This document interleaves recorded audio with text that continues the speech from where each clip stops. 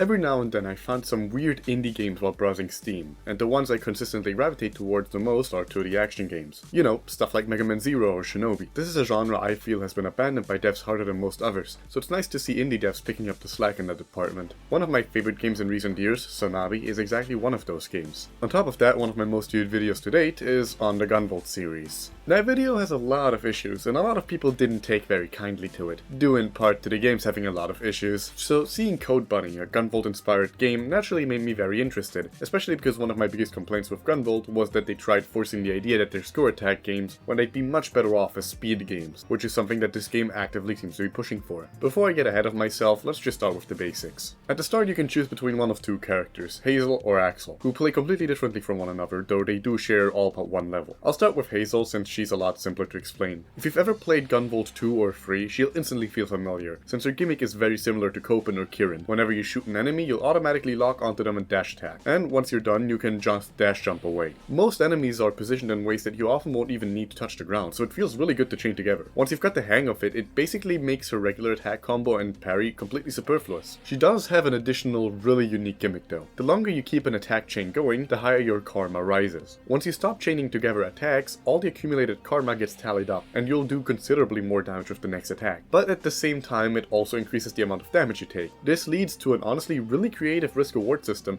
and I can't think of many other games with things like it. Axel, on the other hand, is much more unique. He's got this little spin attack thingy that makes him dash forward and bounces off of anything he hits, and he gains momentum every time he does so you can potentially go crazy fast with him. By chaining hits together, you also get a shield with him. You can either use this to tank damage or to give yourself a little boost in the air. Fundamentally, the game's movement systems are very solid, and chaining hits together is super satisfying. There's a clear emphasis on going fast, and with the game being as short as it is, both campaigns only taking around 40 minutes or so on a blind run, it makes for a really fun speedrun game. And purely as a speedrun game, it's excellent. The devs probably realized this, and that's why there is a dedicated speedrun mode. The game's only $10 too, so that's a pretty good deal all things considered. While I wouldn't exactly say that any of the tracks are particularly memorable or whatever, they get the job done well. The same goes for the story. There's these intermission screens between levels like in Gunvolt where you can just hang around and watch the characters make some small talk. It's nothing amazing, especially since the plot and writing aren't going to blow your socks off or anything, but it's fun enough and helps give the characters a lot of personality. If any of this was already good enough for you, then you'll probably have a great time with the game. But I do have quite a lot of issues with it, and these are ones that I really hope that the devs will address in later projects. There's really two major categories of flaws consisting of a lot of smaller factors in the game. The first being the level design. It's pretty basic, which on its own isn't much of a problem since you'll be speeding through each stage anyway, but actually no, that is kind of a problem. You barely ever have to engage with any of the stage gimmicks since you're just shooting through. I can count the number of times the game made me engage with its levels on one hand, and the most prevalent example of that is the game forcing you to a snail's pace because otherwise you get blasted by instant death walls. And even when you do actively engage with a stage's gimmicks, they can be really inconsistent. Take these hats in Wonderland for example. You go in one and shoot out the other, but the speed at which you get shot out at is dependent on the speed in which you went in, so sometimes you'll be shot halfway across the map and others you'll just fall through the exit hat. It can be really frustrating. The other big issue with the levels is the enemies. They might as well not be there at all. They barely do anything and might as well just be pillars to bounce off of or dash off. The only times I ever got hit by them was from just ramming into them so I could just run past them. I did however die much more frequently from the many leaps of faith in the game, and a lot of them tend to lead you into an instant death pit. But let's say that you got damaged badly anyway. That doesn't really matter because killing enemies heals you. And this leads me to my second major issue with the game. It's way too easy. There's virtually no challenge whatsoever, because the game is just way too generous across the board. Axel, for instance, is basically completely invulnerable during his spin attacks, and since he bounces off walls and enemies, you can just put yourself into a corner and melt the bosses. I was easily able to get an S rank on every stage on my first attempt because of this. Hazel, meanwhile, seems like she'd be much harder due to the karma system, but that's just not true at all. The dash attack gives you full evasion that lingers even long after the hit, so you can just spam shot and dash repeatedly and you'll never be in any real danger. This is especially bad during the bosses, where you can just alternate shooting left and right during the fight and no damage them easily, as long as you never touch the ground, which is much easier than you'd think. And because of the way the karma system works, you'll always survive any killing blow with exactly one hit point. And should you still end up in a dangerous position, all you have to do is use the parry, because spamming it mid-air is essentially free and comes automatically with spamming dash in the air anyway. I'm not going to act like I have a magical solution to fix all this game's issues, but since I know for a fact that the devs are still working on it and expanding the game, if there's one thing I really hope they'll add, it's got to be some sort of hard mode. Make the enemies more aggressive, remove the overabundant invulnerability that comes with your attacks, just something to make the game feel less like it's just playing itself. Because as it stands, the core movement mechanics are really fun. The game just doesn't doesn't capitalize on them at all. This is especially bad with Axel. I feel like he could have an absolutely insane skill ceiling. Hell, something like a challenge mode would be cool too. Something that makes you use the movement to solve hard obstacle courses. Kind of like those fuck you hard bonus levels in Klonoa. I feel like that would fit this game very well. As it stands right now, this game is one I would wholeheartedly recommend to anybody who's looking for a short and sweet speed game. Just don't expect it to challenge you in any way once you learn the mechanics. Before I end the video, I would like to thank the developers for giving me a review copy of this game. I know this video was relatively short and seemed pretty negative, but I just want to reiterate that I really did enjoy my time with the game. But you asked for an honest review, so that's what you get. With all that said, I wish you all a wonderful morning, day, evening, or night. Cheers. Have a wonderful new year.